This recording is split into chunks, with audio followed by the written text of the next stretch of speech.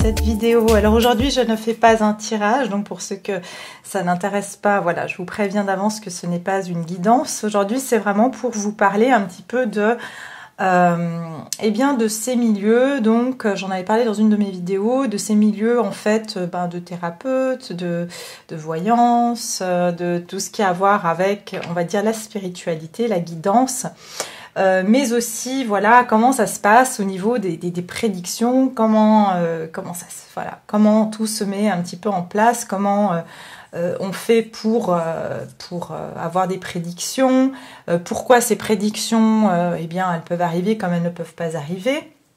Bien sûr, ça reste mon opinion personnelle et je n'ai pas la vérité absolue. Je ne suis pas là pour vous dire ce que voilà, c'est comme ça, c'est pas autrement. Absolument pas. Je suis simplement là pour vous partager en fait, on va dire mon point de vue, ce que j'ai pu aussi bien sûr à travers mes expériences personnelles et aussi à travers bien sûr le métier que je fais, vous expliquer comment ça se passe et qu'est-ce que j'en constate. Et aussi un petit peu des mises en garde donc sur ces divers métiers, qui soient thérapeutes, des personnes qui font des guidances, tarologues, voyantes, etc. Donc voilà, c'est important de prendre tout ça en compte. Je pense que voilà, il y a beaucoup de personnes sur ma chaîne qui s'intéressent à la spiritualité et donc j'ai envie de partager cela avec vous. Ça peut vous apporter un peu plus de connaissances et vous permettre de voir bien les choses peut-être avec un angle nouveau et savoir un petit peu comment appréhender ce genre de domaine. D'accord? Donc voilà, comme je le répète, ce n'est que ma façon de voir les choses. Et je vous laisse vraiment prendre ce qui résonne avec vous. Si vous trouvez que c'est juste, prenez-le. Si vous trouvez que c'est pas, voilà, c'est pas en adéquation avec ce que vous pensez, vous êtes absolument libre de penser ce que vous souhaitez, ce qui vous semble juste. D'accord? Donc je vais commencer un petit peu, donc j'en avais parlé dans une des vidéos en disant voilà que effectivement on est beaucoup dans une ère, depuis qu'il y a le développement personnel qui a été, on va dire, instauré, qu'on a, voilà, beaucoup de gens se retrouvent à travailler sur eux, à vouloir chercher à s'améliorer, à vouloir chercher à vraiment qui ont intégré en fait ce besoin d'évoluer spirituellement, vont avoir affaire à un moment donné de leur vie à des expériences et vouloir comprendre pourquoi on vit telle chose et puis qu'on doit travailler sur certains aspects de notre personnalité ou de nos blessures. Et donc on va faire appel à un thérapeute par exemple ou à une guidance ou une voyance, enfin peu importe. Et là où voilà, je vais commencer par la partie un petit peu mise en garde, en commençant par tout ce qui est thérapeute, d'accord? Donc les thérapeutes, eh bien c'est des personnes comme tout le monde, qui ont leur bagage, qui ont leurs émotions, qui ont leur vécu, et qui voilà, si vous venez avec eux avec une problématique, vous voulez travailler sur quelque chose, sont là pour vous aider, d'accord? Donc, on peut se retrouver, et comme je disais, on peut bien sûr regarder des chaînes de développement personnel ou simplement des guidances même. Et souvent, on entend, voilà, il faut travailler sur ça pour pouvoir être dans je sais pas, l'épanouissement. Il faut alors ça c'est la chose première, c'est il faut s'aimer, il faut voilà, être absolument en accord avec soi. Et ça, je suis absolument d'accord avec le concept de devoir s'aimer avant tout. Cela dit, voilà, mon opinion, c'est que on est des êtres venus sur Terre. Si on s'est incarné, c'est parce qu'on a des choses en fait à apprendre. Mais aussi on est venu avec une identité propre. On est venu avec des qualités. On est venu avec des défauts. Et tout ça, c'est comment dire, ça fait partie de nous, de notre empreinte. D'accord? On est venu avec une empreinte et cette empreinte-là, ça fait qu'on est nous et qu'on n'est pas une autre personne. De la même manière que physiquement, on est tous différents, d'accord? Même s'il y a certaines personnes qui se ressemblent, voilà, on est tous différents physiquement. Et si vous voulez, il y a des choses qu'on ne peut pas changer, d'accord? Il y a des choses, malgré qu'on aurait envie de changer certains aspects de notre personnalité ou de plus avoir certaines blessures, eh bien, ça fait partie de notre empreinte. Donc, on peut pas s'en débarrasser parce que, voilà, on a voulu qu'on vienne avec cette empreinte-là. Et c'est de la même manière que aujourd'hui, c'est vrai qu'on peut forcer dans tous les domaines, on force le destin. On force, voilà, aujourd'hui avec je dis sur un plan physique, avec la chirurgie esthétique, on peut voilà se modifier, on peut modifier vraiment quasiment tout sur notre corps. On est arrivé à un point en fait dans notre société actuelle on a voulu prendre le contrôle sur ce qui est en fait ce qui a été créé. Nous, on est une création du divin, et l'être humain a voulu quelque part avoir ce pouvoir de se dire non non non, c'est pas le divin qui va décider pour moi, c'est moi qui vais décider. Donc, ok. Dans une certaine manière, je suis ok avec ça, mais il faut pas que ça aille non plus à l'extrême.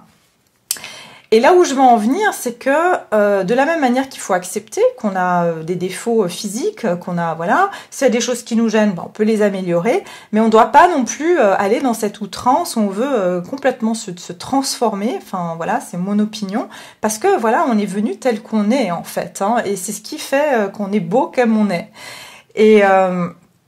Et donc, c'est de la même chose avec notre psyché, avec nos émotions, avec ce qu'on vit intérieurement. Si vous voulez, il y a pas enfin, la perfection, c'est subjectif, d'accord? La perfection, c'est quelque chose de complètement subjectif et elle est propre à chacun.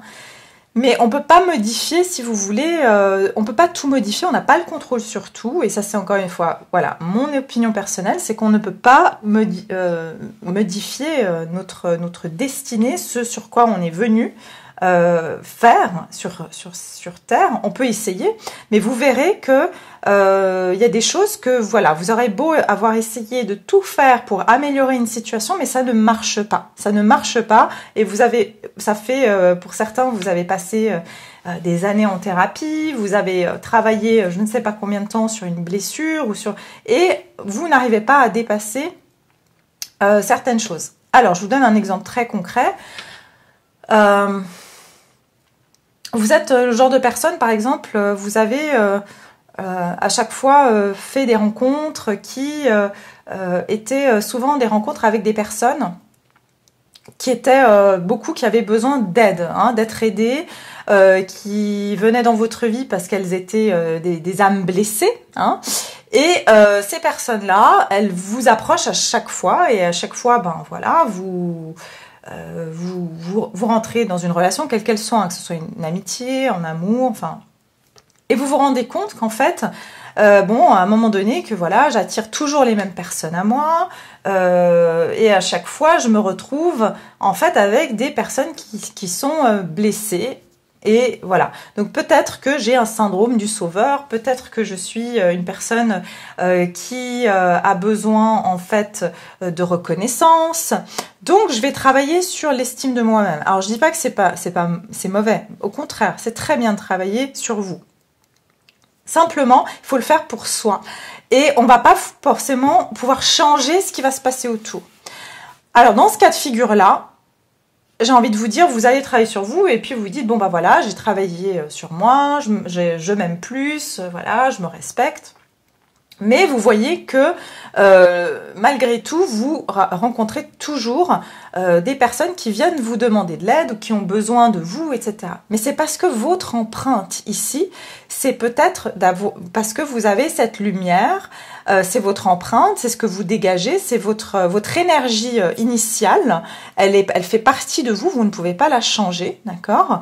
Et vous allez attirer ces personnes-là parce que vous êtes venus pour peut-être aider ces personnes-là. Je dis pas le faire, vous le faites inconsciemment, c'est inconscient tout ça.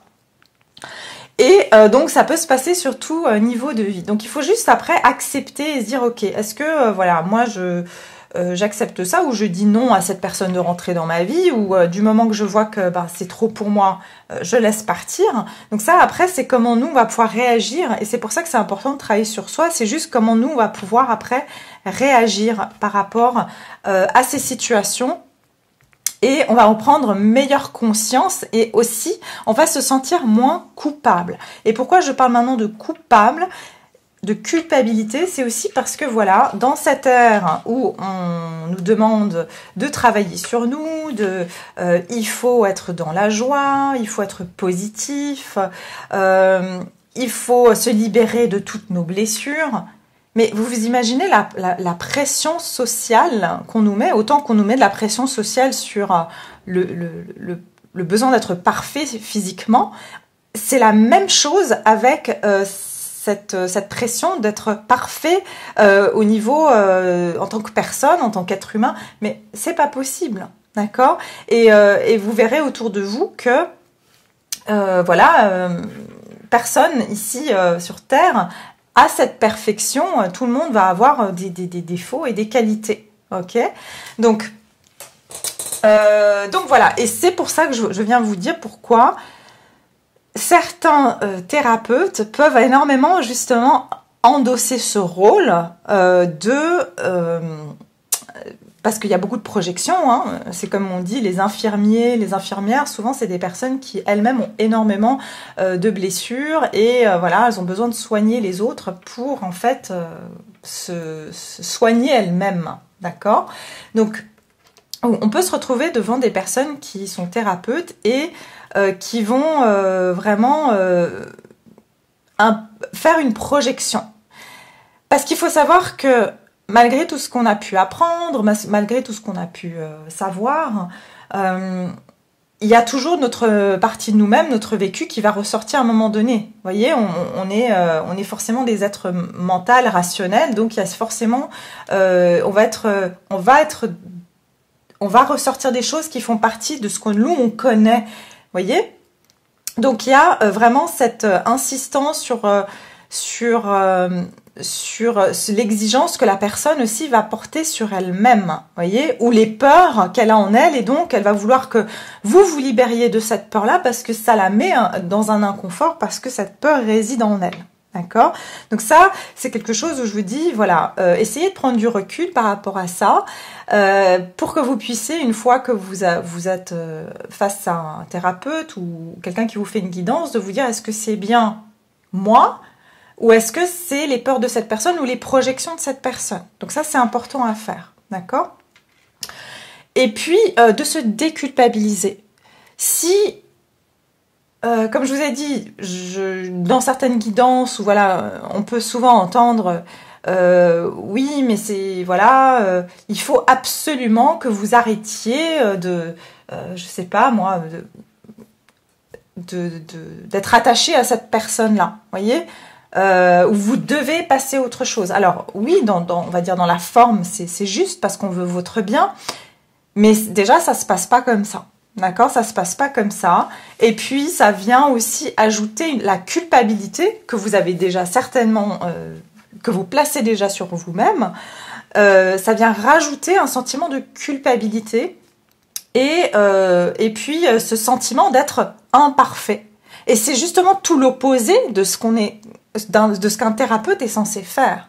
Un thérapeute, il doit vous encourager, il doit accepter l'endroit où vous êtes à l'heure actuelle, même si pour lui, ça semble long, que voilà, après tant de temps, vous ressentez encore la même chose. Ça, c'est chacun évolue à sa manière et il n'y a pas à avoir de jugement. Et c'est ça qui est très important pour finaliser un petit peu ces aspects, on va dire, entre guillemets, négatifs.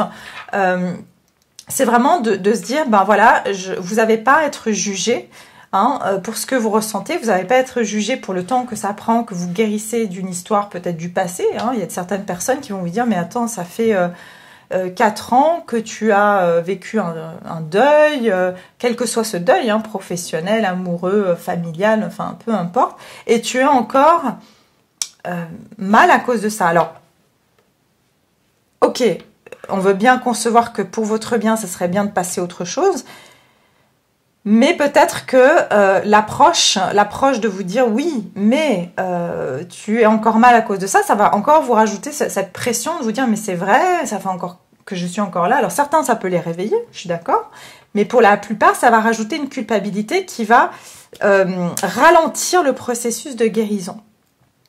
Vous voyez? Donc après, c'est toute une façon aussi de savoir qui on a en face de nous. Il y a des personnes qui ont besoin d'être brusquées, et il y a des personnes qui ont besoin de douceur, qui ont besoin d'accompagnement, et on est tous différents par rapport à ça. Et moi qui suis hypnothérapeute, c'est quelque chose, en fait, en hypnose, il y a deux sortes d'hypnose. Il y a l'hypnose qui est plutôt maternelle, hein, qui est plutôt dans la douceur, et qui est plutôt dans, on va dire, qui est plutôt passive, c'est ce qu'on appelle l'hypnose passive. Et puis il y a l'hypnose ici qui est plus paternaliste, qui est plus, comment dire, dans, on donne des ordres, d'accord? Par exemple, je vous donne un exemple.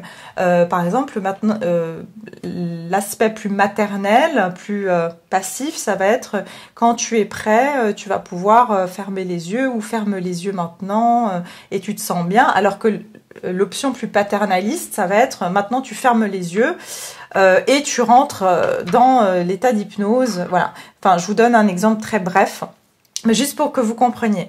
Et je veux que vous sachiez que, voilà, en hypnose, il faut que la personne soit réceptive. Alors, si j'ai une personne en face de moi qui est, par exemple, qui a besoin de douceur parce qu'on lui a donné beaucoup d'ordres dans sa vie, et cette personne-là, dès qu'on va on va lui donner des ordres, ça va la braquer. Elle va pas rentrer en hypnose, d'accord? Ou alors, elle va le faire, elle va mal le vivre. Mais si on se retrouve devant quelqu'un qui a besoin d'être...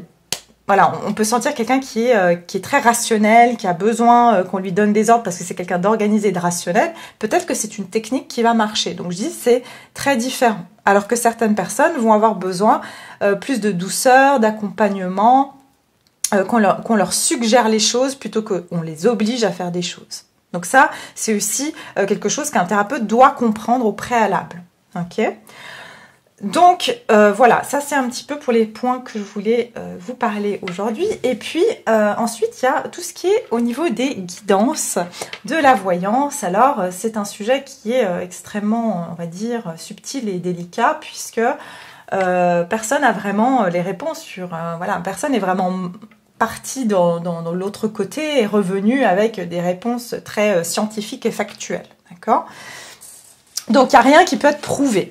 Et c'est pour ça que quand on parle de spiritualité, on ne peut pas vraiment déjà imposer on peut pas imposer une idée parce que c'est pas possible, quoi. Il n'y a pas de preuves concrètes. On le voit même au niveau de la science. On peut pas. Il y a toujours une zone qui va rester à questionner, hein. Et quand on vous fait une guidance, par exemple, et je vous dis, voilà, maintenant c'est sur le sujet plutôt de tout ce qui est voyant, médium, tarologue, cartomancien, etc. Il y a des choses, bien sûr, à faire attention.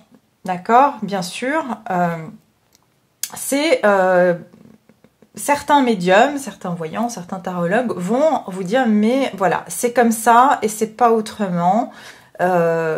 Et qui vont vraiment vous dire qu'ils ont, entre guillemets, la vérité. D'accord, ça c'est dangereux parce que eux-mêmes ils ne savent pas. D'accord, on n'a pas de preuve que c'est 100% fiable. D'accord, qui vont par exemple aussi vous dire qui vont vous encourager à la consommation, d'accord? Donc des voyants qui vont vous dire, bah écoutez, rappelez-moi ou revenez dans un mois ou revenez dans une semaine et on regarde. Alors dans certains cas, c'est oui, par exemple si vous avez un entretien professionnel et qu'on vous dit oui, ça va marcher, mais est-ce que maintenant ce travail, ça va fonctionner et que la personne, elle n'arrive pas à voir encore parce qu'il y a cette étape d'entretien qui doit passer et qu'elle vous dit, bah revenez ensuite, ça c'est une autre chose, d'accord ? Mais par contre, si quelqu'un vous force à la consommation, vous remet des rendez-vous et tout, ça c'est un petit peu dangereux, d'accord ? Parce que il faut savoir une chose, c'est que quand on va consulter, que ce soit un thérapeute, des voyants, des cartomanciennes, enfin tout ce genre de personnes, on y va normalement quand on a on est un petit peu en position de vulnérabilité. Il faut savoir que devant ces personnes-là, on se met aussi à nu, d'accord? Franchement, c'est pas facile parce que on se dévoile aux personnes, on leur montre nos parties les plus vulnérables. Et puis malheureusement, eh bien, il y a des personnes qui jouent sur les faiblesses-là, alors que ça peut être inconscient ou consciemment. Savent que vous êtes en position de vulnérabilité. Donc ça, il faut faire aussi très attention parce que on peut être amené à suivre ces personnes-là parce qu'on a besoin désespérément de réponses, parce qu'on a besoin désespérément de se sentir mieux. Et dans ces moments-là, on peut être dans une espèce de forme d'hypnose, hein, si je peux dire les choses comme ça, où on va suivre et tout d'un coup on va se réveiller, on va se dire mais pourquoi est-ce que j'ai fait ça, pourquoi est-ce que j'ai continué alors que j'étais mal à l'aise, vous voyez ce que je veux dire, ça vous le sentez en vous, hein. Et moi je sais que ça m'est arrivé, pour vous dire, même avec un médecin, hein, donc là je vous parle de quelque chose qui est scientifique, d'un médecin qui m'a fait revenir à plusieurs rendez-vous alors que cette personne aurait pu déjà au bout du premier rendez-vous faire un contrôle, faire un diagnostic et puis voilà. Mais cette personne m'a donné 5 rendez-vous et j'ai dû payer la facture de 5 rendez-vous alors que elle n'arrivait même pas à me donner des réponses et elle tournait en rond sur ses consultations. Vous voyez ce que je veux dire? Donc ça, c'est important à le savoir. Et quand je me suis réveillée, je me suis dit mais c'est pas possible, mais comment j'ai pu retourner? Parce que j'avais peur pour ma santé, forcément, on se sent en position de vulnérabilité. D'accord? Donc ça arrive aussi dans les domaines de la médecine aussi, hein. Il faut pas oublier qu'on n'est pas à l'abri de ça. Donc voilà, donc tout ce qui est voyance par rapport à ça. Ensuite, donc il y a cette création d'addiction quelque part que certains voyants peuvent mettre en place. Et puis ensuite il y a tout ce qui est au niveau de ces connexions spirituelles, liens d'âme, flammes jumelles, âmes sœurs. Alors là aussi, donc il y a à faire aussi faire la part des choses. C'est pour ça que moi j'aime pas mettre des étiquettes lorsque je fais mes guidances sur des liens d'âme. Moi j'appelle ça des liens d'âme, d'accord ? Parce que pour moi, il y a le fait d'aller mettre une étiquette. Je sais qu'aujourd'hui, on est aussi beaucoup... encore une fois, on a mis en place des stratégies, d'accord ? Et le monde spirituel, c'est l'opposé de la stratégie. Il n'y a pas de stratégie dans le monde spirituel. Il n'y a pas de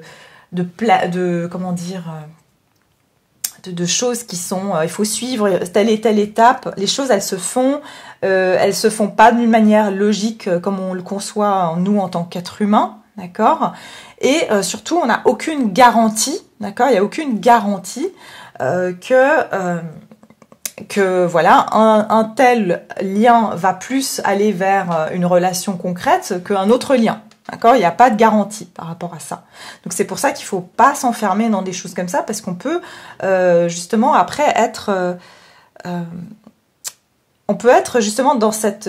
on est victime de ce genre de lien et on n'est plus en fait dans une ouverture de se dire voilà, je laisse les choses se faire et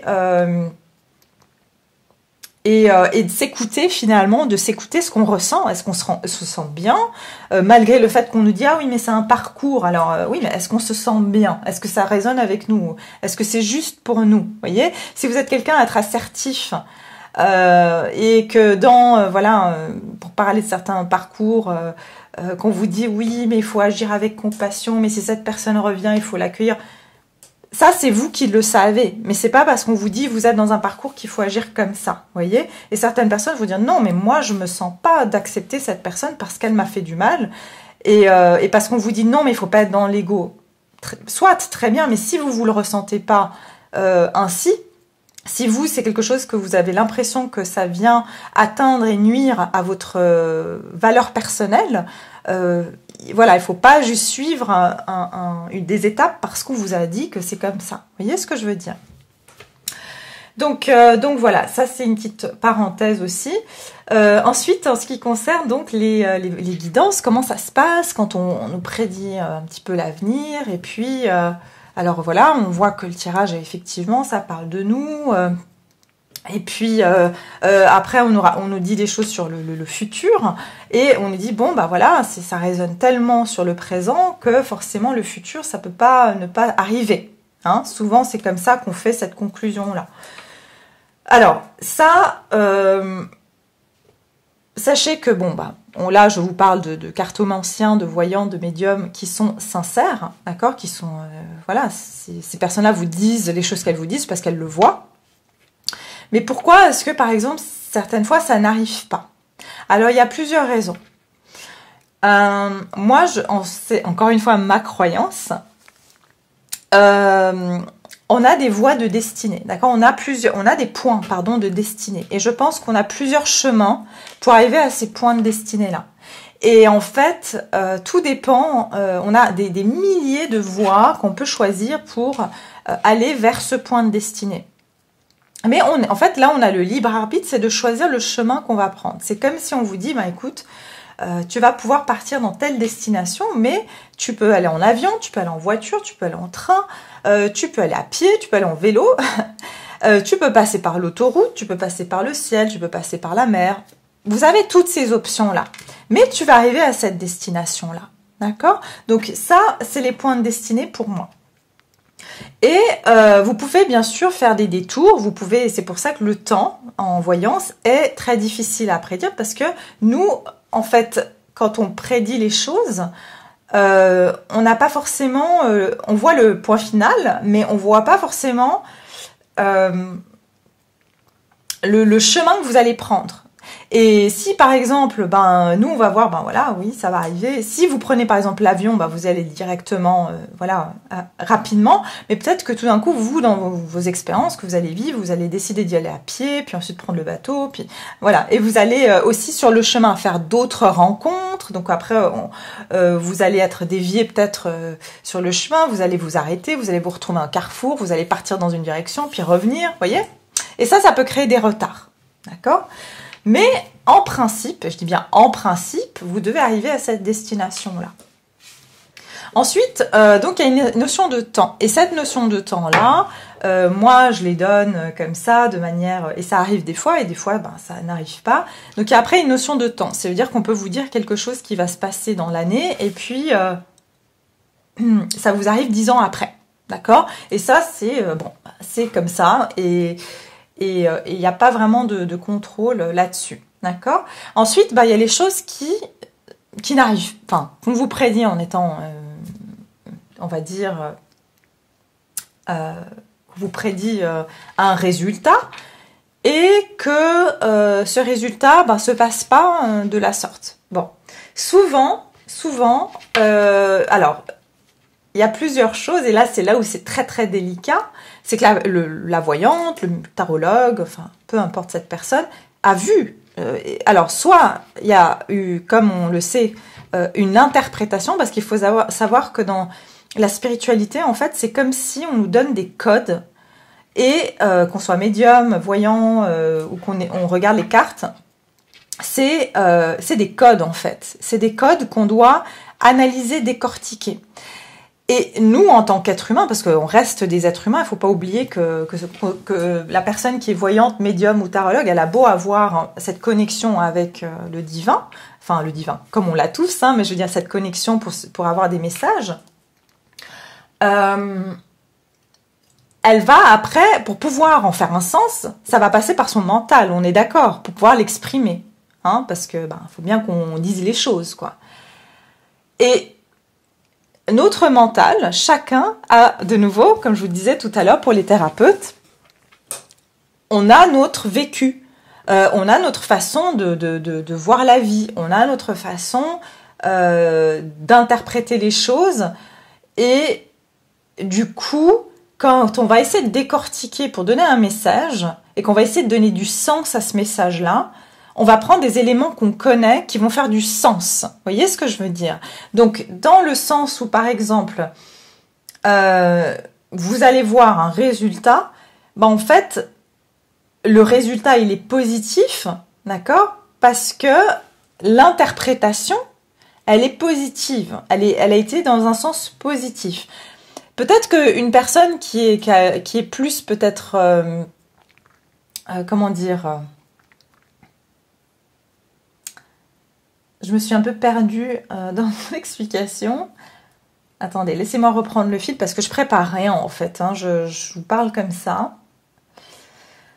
Oui, alors quand on est par exemple dans l'interprétation, donc je vous donne un exemple. C'est beaucoup plus simple. Comme je vous ai dit, il y a plusieurs cas de figure, donc c'est assez compliqué à démêler, mais je vais essayer d'aller au plus simple. Soit c'est parce que l'interprétation, elle a été mal interprétée, d'accord? Ou elle a été interprétée avec les éléments, hein, on va dire le voyant, la personne qui fait la guidance, elle est comme le magicien dans le tarot. Ça veut dire qu'elle a le bâton, elle a l'épée, elle a la coupe et elle a le denier. Et elle va en fait essayer de créer quelque chose avec ça qui fait du sens, d'accord? Qui est dans la matière, ça doit faire du sens. Donc soit elle n'a pas fait le bon mix et ça a donné un résultat qui est pas celui qui est escompté, mais aussi peut-être que cette personne a vu quelque chose qui est autre chose mais qui ressemble. D'accord? Donc ça veut dire par exemple, vous venez pour voir si vous allez avoir tel poste de travail et on vous dit oui, ça va, voilà, vous allez avoir ce travail, vous allez être épanoui, vous allez... Et on vous décrit ce travail, voilà, c'est un travail qui est créatif, vous allez, je sais pas, travailler dans une société internationale, enfin voilà. Et là, vous faites l'entretien et vous n'avez pas le poste. Et là, vous vous dites, bon, alors c'est n'importe quoi, on m'a raconté n'importe quoi. Mais des années après ou des mois après, vous avez un entretien dans un autre endroit. Hein. Et entre-temps, peut-être que vous avez même trouvé un autre travail qui n'a rien à voir avec créatif, ni avec une société internationale, mais vous trouvez un autre travail, vous dites, bon, c'est planté, il s'est planté. Et des années après ou des mois après, vous avez cette opportunité qui vient sur votre chemin, et vous avez oublié la guidance, hein. Et vous faites cet entretien, vous avez cet emploi et vous dites « Ah bah tiens, ça me dit quelque chose ». Et là, vous allez faire le lien « Bah tiens, on m'avait dit que j'allais réussir un entretien dans une société comme ça, comme ça ». Donc, il y a aussi des similitudes. Et ça peut arriver aussi au niveau de l'amour. C'est que vous allez peut-être avoir une question par rapport à une personne en particulier. Et on va vous sortir comme quoi c'est positif, mais c'est parce que la vibration de cette personne... elle est peut-être proche d'une autre personne. Vous voyez, ça peut être, voilà. Et ça peut interférer, donc on va avoir une réussite avec une personne, mais c'est peut-être pas celle-là, mais c'est quelqu'un qui ressemble. Vous voyez, ça peut être ça aussi. Après, ce qui arrive dans les relations sentimentales, et ça c'est encore autre chose, hein, quand on pose des questions par rapport à une personne, il ne faut pas oublier que, eh bien ça c'est très délicat. Pourquoi? Parce qu'on a quelqu'un qui a ses énergies, mais qui a aussi son mental et son libre arbitre. Donc, si on vous prédit, par exemple, que cette personne, tiens, vous allez être ensemble, d'accord, vous allez faire un bout de chemin ensemble, et vous allez, voilà, et vous vous rendez compte que ça marche pas et que vous rompez avec cette personne et vous dites non mais alors c'était pas vrai. Alors, le problème, c'est que la personne en face, peut-être que vous êtes resté dans, vous savez, ce chemin dont je vous parlais tout à l'heure, en allant vers un point de destinée. Alors, c'est peut-être pas cette personne, ce point de destinée, mais en tout cas, elle devait rester avec vous dans ce chemin-là. Mais tout d'un coup, vous avez décidé de prendre une autre voie, ou alors elle a décidé de prendre une autre voie, et vos chemins se sont séparés. D'accord? Mais, voilà. Donc ça, c'est des choses les énergies, elles changent. Et c'est pour ça que c'est très délicat. Alors, généralement, c'est pas aussi... on dit qu'une voyance ou une guidance, ou il y a 70% de juste, d'accord? Et le reste, c'est un peu aléatoire. Donc, il y a des choses qui peuvent changer. Les énergies, elles changent, nous, on change, on évolue. Et il faut savoir que plus on travaille sur soi, et plus on change aussi les lignes de notre destinée. On peut changer les lignes de notre destinée.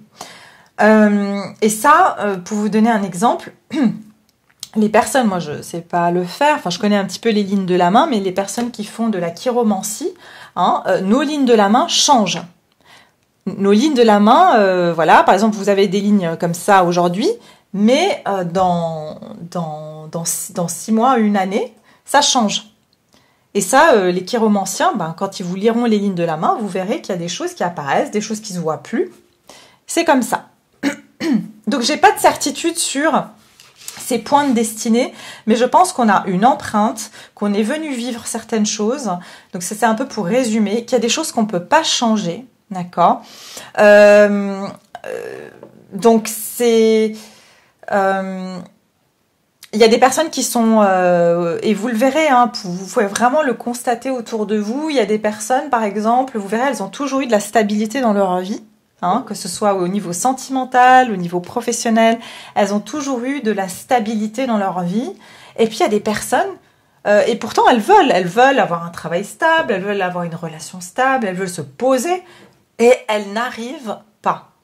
Hein, et elles ont beau travailler, et vous allez le voir d'ailleurs, les personnes autour de vous qui travaillent sur elles vraiment, beaucoup, c'est souvent celles qui sont encore, entre guillemets, en galère.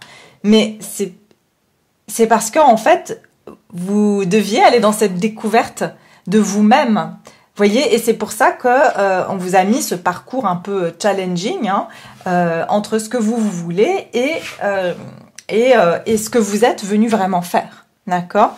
Et ces personnes qui ont une vie stable, qui ont jamais, qui ont eu bien sûr, tout le monde a des petits changements dans sa vie, qui ont des choses qui leur sont arrivées, mais vous verrez que ces personnes sont beaucoup moins amenées à aller à être curieux de se développer d'un point de vue aussi de leur personnalité, de leur spiritualité. Alors, je dis pas à tout le monde, je ne mets absolument pas tout le monde dans la même case, mais souvent quand on est confronté, les gens qui sont confrontés à la difficulté et à la souffrance, que ce soit physique, psychique, sont souvent des personnes qui vont être amenées beaucoup plus à vouloir se développer spirituellement, d'accord ? Donc ça, c'est des choses à prendre en compte. Ça ne veut pas dire que votre vie, elle va être comme ça toute votre vie, mais c'est en tout cas, on veut vous amener à un certain niveau, hein, pour ensuite vous dire, ok, c'est bon, là, tu as acquis les connaissances que tu voulais dans ta vie. Il y a des gens qui ont des parcours absolument accélérés, d'accord ? Ce qui a été un petit peu mon cas. C'est-à-dire que vous avez tendance à vivre plusieurs vies dans une vie. Vous avez vécu les choses, c'est comme si dans votre vie personnelle, vous avez eu des sauts quantiques. Et c'est que votre âme, elle a voulu purger, nettoyer beaucoup de karma dans cette vie-là. Hein. Et en fait, donc, vous aurez l'impression qu'à chaque fois, vous commencez quelque chose, ça s'arrête. Vous commencez quelque chose, ça s'arrête. Ou il y a tout le temps des embûches. Et vous avancez, il y a quelque chose d'autre. Et en fait, vous pouvez jamais vous dire, bon, c'est bon, je peux mettre mes pieds en éventail et me reposer un petit peu dans quelque chose de stable. Parce qu'il y a toujours du changement dans vos vies. Souvent, c'est par rapport à en numérologie, c'est par rapport à votre chemin de vie aussi, hein, d'accord ? Donc, ça, c'est des personnes aussi qui sont venues épurer énormément de karma. Et qui sont venues, en fait, votre âme a décidé que, ok, là, on va mettre le mode accélération parce que dans cette vie-là, tu as décidé que peut-être parce que tu veux plus revenir ou parce que tu as envie de revenir dans un truc un peu plus sympa. Donc, comme tu as un sacré karma là qui a pris du retard, il y a des choses que tu n'as pas résolues, eh bien, on va le mettre en mode accéléré pour qu'à un certain âge, tu puisses aussi profiter de vivre des choses en ayant épuré un maximum de karma.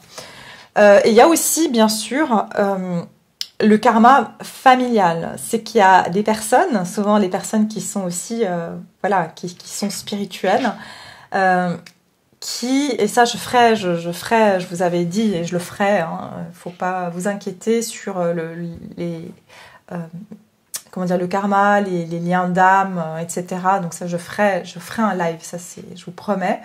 Mais j'ai juste pas le temps en ce moment, et voilà, donc il faut que je trouve ce moment-là. Mais parenthèse à part, c'est que des personnes qui sont venues, qui sont spirituelles, souvent vous avez été un petit peu le mouton noir dans la famille, ou vous avez une façon de penser qui est différente de votre famille, et vous sentez que vous êtes différent, et pourquoi ? Pourtant vous avez eu la même éducation que vos frères, vos sœurs, mais vous avez une façon qui était différente de voir la vie, et vous dites, mais pourquoi moi je vois les choses comme ça ? Alors souvent il y avait la petite graine chez l'un de vos parents déjà de cet intérêt-là, mais qui n'a pas été abouti, développé. Et en fait, vous êtes venu, vous êtes un catalyste, un catalyseur pour votre famille. Vous les amenez en fait à épurer le karma générationnel. D'accord? Donc ici, il y a une personne, votre âme a été désignée. Hein, pour venir aider votre famille. D'ailleurs, ça, j'en parlerai aussi. C'est que les gens qui ont des enfants, il faut savoir que l'enfant que vous mettez au monde, il vient pour vous aider à épurer un karma, mais il peut aussi vous, rajouter du karma, parce que du moment qu'on a des souffrances, on a de l'inquiétude pour une autre personne, et ça vient travailler un karma chez nous, forcément, parce qu'on se retrouve devant une partie de soi. Et il y a des problèmes, hein, forcément, quand on a des enfants, ben, on a forcément des problématiques qui vont se présenter. Et ça va nous aider à épurer notre karma, mais aussi cet enfant, il va nous aider à épurer notre karma. D'accord ? Et bien sûr, lui, il va prendre une partie de votre karma. Donc, il faut savoir que quand on met des enfants au monde, c'est des petits, j'ai envie de dire, bagagistes qui viennent aider à porter une partie des bagages qu'on leur transmet. Donc vous avez porté, voilà. Alors peut-être qu'on va vous donner une petite valise ou peut-être qu'on va vous donner toute la cargaison. Tout dépend des épaules que le divin a décidé que vous avez pour gérer ces bagages-là. Donc voilà, donc il faut savoir que oui, c'est pas facile, on peut se dire, nous en tant qu'être humain qui avons envie de vivre une vie sereine, de se dire oui mais c'est pas juste. Mais voilà, ça je peux tout à fait le comprendre, je compatis avec vous. Mais en tout cas, c'est ce qu'on a choisi, qu'on le veuille ou non, c'est ce qu'on a choisi. Et il faut voilà, qu'on puisse être en paix avec ça, du maximum qu'on peut, hein, encore une fois, sans se mettre dans la culpabilité. C'est très important. Ne culpabilisez pas.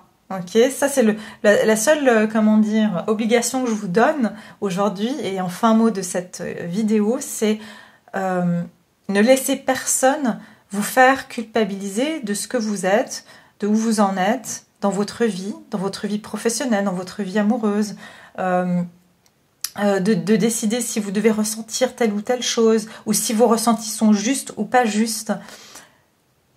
Ne laissez personne vous faire douter en fait de vos propres ressentis, qu'ils soient bons ou mauvais. Que vous ayez des personnes qui vous soutiennent, qui essayent de vous donner un coup de boost pour vous faire avancer, ça c'est super. Mais si ça vous semble pas juste, parce que vous sentez que ça vient de leur propre bagage, de leur propre peur, de leur propre projection, eh bien il faut que vous puissiez revenir sur vous-même et vous dire ok, ça m'appartient pas. Ça m'appartient pas et je vais pas commencer à culpabiliser parce que on m'a dit ceci ou cela. Et vous commencerez à voir vraiment et constater. On peut encore plus le constater avec des gens qui sont autour de nous, qui sont proches, qu'avec des thérapeutes, parce qu'on connaît pas forcément la vie des thérapeutes ou des gens qui nous font des guidances. Mais vous constaterez que effectivement, quand quelqu'un vous dit quelque chose un petit peu comme ça, à vous rentrer dedans, vous verrez par rapport à la vie qu'ils ont que ça vient atteindre quelque chose de sensible chez eux. Donc ça, gardez-le bien en tête et puis soyez compatissants aussi avec cette personne, de dire oui, ben voilà, elle n'est pas parfaite non plus. Souvent on dit les conseilleurs ne sont pas les payeurs et j'aime beaucoup cette expression. C'est que souvent quand il y a des personnes qui sont absolument à vouloir, on va dire, prendre en main la vie des autres, c'est souvent parce que elles ne veulent pas, ou elles ne peuvent pas, ou elles n'arrivent pas à se confronter, ou elles sont frustrées parce qu'elles n'arrivent pas à dépasser aussi certaines choses chez elles. Et cette frustration, elles la déversent sur les autres, ce qui n'est pas juste. Mais beaucoup de gens le font inconsciemment, bien sûr, parce qu'ils n'ont pas ils sont peut-être pas arrivés à cette compréhension-là. Et on le fait tous, on le fait tous, moi y compris, je veux dire, bien sûr, on a tous des réactions qui viennent soit de notre enfant intérieur, soit de nos blessures, mais l'important c'est de savoir se reprendre ou savoir en tout cas pas mettre les autres en face de nos propres problèmes, nos propres bagages, et laisser les autres aussi avancer, évoluer à leur rythme et selon comment eux leur semble juste. Donc voilà mes chers, j'espère que cette vidéo, j'espère que j'ai aussi tout couvert sur cette vidéo. Mais en tout cas, j'espère que ça vous plaît, j'espère que voilà, que ça va un petit peu vous apporter des petits outils. Comme j'ai dit, ne prenez que ce qui vous parle, laissez vraiment si ça vous parle pas. Et puis, en tout cas, je vous envoie plein d'amour, plein de lumière. Et puis, je vous dis à tout bientôt. Au revoir.